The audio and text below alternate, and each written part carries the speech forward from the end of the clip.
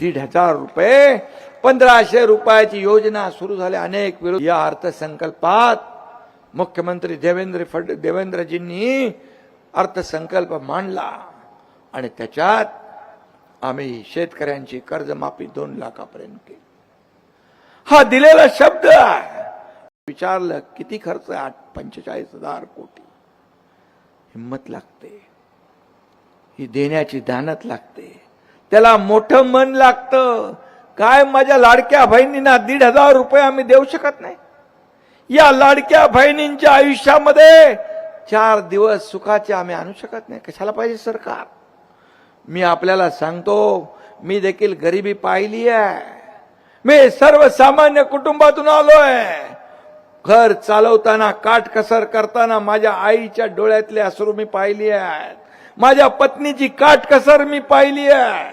जेव्हा मी मुख्यमंत्री झाल्यानंतर ठरवलं या माझ्या माता भगिनींच्या आयुष्यामध्ये आपण काहीतरी देणं लागतो आणि तिथे 1,500 रुपये 1,500 रुपयाची योजना सुरू झाली. अनेक विरोधकांच्या पोटात दुखलं, कोर्टात गेले योजना बंद करण्यासाठी. पण मी आपल्याला सांगतो, कोणीही माईकाला आला तरी मुख्यमंत्री माझी लाडकी बहीण योजना कधीही बंद होणार नाही. पत्रकार विचारता, तुम्ही 2100 रुपये म्हणालात? हो, योग्य वेळी 2100 रुपये पण आम्ही देणार. दिलेला शब्द आम्ही पाळणार.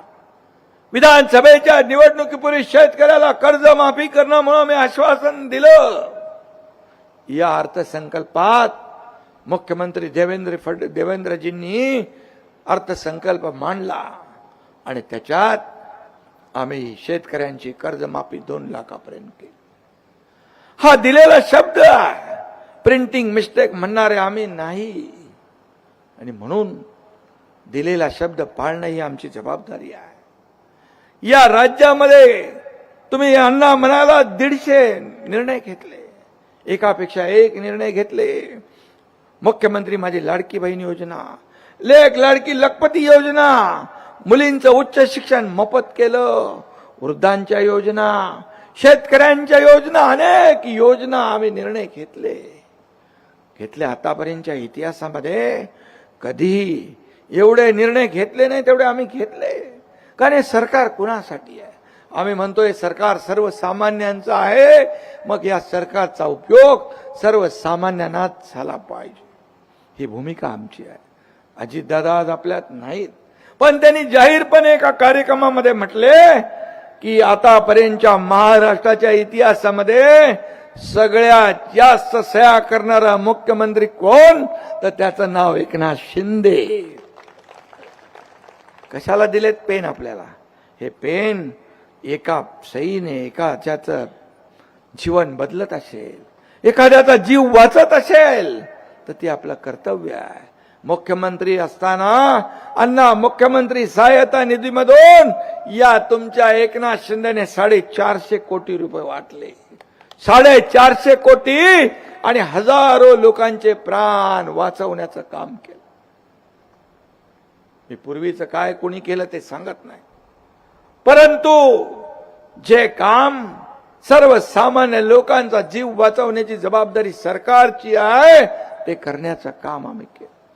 1.5 लाखाचा विमा महात्मा ज्योतिबा फुले आमच्या काळामध्ये महायुतीच्या 5 लाखापर्यंत घेऊन गेलो. आज सर्वसामान्य लोक आमची भूमिका आहे, माझी भूमिका आहे, सरकारची भूमिका आहे. या राज्यामध्ये कुणी उपाशी झोपता कामा नये, राज्यामध्ये कुणी औषधा वाचून मरता कामा नये, कुणी या राज्यामध्ये शिक्षणापासून वंचित राहता कामा नये. सगळ्यांच्या हाताला काम मिळालं पाहिजे आणि या राज्यातला शेतकरी आत्महत्या कमी झाल्या पाहिजे, हीच भूमिका आमची आहे. आणि शंकरांना तुम्ही आलात, मला आनंद आहे. फक्त लोहा कंधार पुरता मर्यादित, नांदेड पुरता मर्यादित न राहता तुमच्या शेतकऱ्या शाखा जशा शिवसेनेच्या आहेत तशा जिल्ह्यात तालुक्यात शाखा झाल्या पाहिजे आणि तिथं शेतकरी आपलं गाराने घेऊन आले पाहिजे, आपल्या अडचणी घेऊन आले पाहिजे आणि त्यांना सोडवण्याचं काम तुमच्या मार्गदर्शनाखाली शिवसेना करेल. आणि म्हणून मी आपल्याला एवढंच सांगतो की खऱ्या अर्थाने शेतकऱ्यांना न्याय मिळवून देण्यासाठी आपल्याला जे जे काही करता येईल ते केलं पाहिजे. आज राज्य पुढे चाललंय, आपलं देश पुढे चाललाय. आज या देशाच्या प्रगतीमध्ये मला अभिमान आहे. या देशाचे प्रधानमंत्री नरेंद्र मोदीजी याने देखील एकही सुटी न घेता काम केलं. या महाराष्ट्राचं देखील या देशाच्या प्रगतीमध्ये योगदान मोठं असलं पाहिजे, ही भूमिका आपल्या सरकारची आहे. अनेक योजना अनेक वर्ष रखडल्या. तुमचं कुठलं ते लेंडी धरणाचं काय 40 वर्षापासून करतो म्हणून चाललं होतं. परंतु मला अभिमान आहे, मी मुख्यमंत्री असताना याला धक्का जोरात दिला. मोबदला पुनर्वसन या ठिकाणी करण्याचं काम आपण केलं. मोबदल्यामध्ये काही थोडं मागे पुढे झालेलं असेल, पण मी आपल्याला सांगतो त्याची भरपाई पुढे मागे केल्याशिवाय राहणार नाही, हा शब्दही देतो आपल्याला. आणि म्हणून मी आपल्याला एवढंच सांगेन, शंकरांना, तुम्ही तुमच्यावर या आंदोलनामध्ये अनेक गुन्हे दाखल झाले, अनेक आंदोलनं तुम्ही केली, कारावास भोगला, पण आज तुमच्या संघर्षाची धार बोतट नाही झाली. या एकनाथ शिंदेने देखील शेकडो केसेस अंगावर घेतल्या.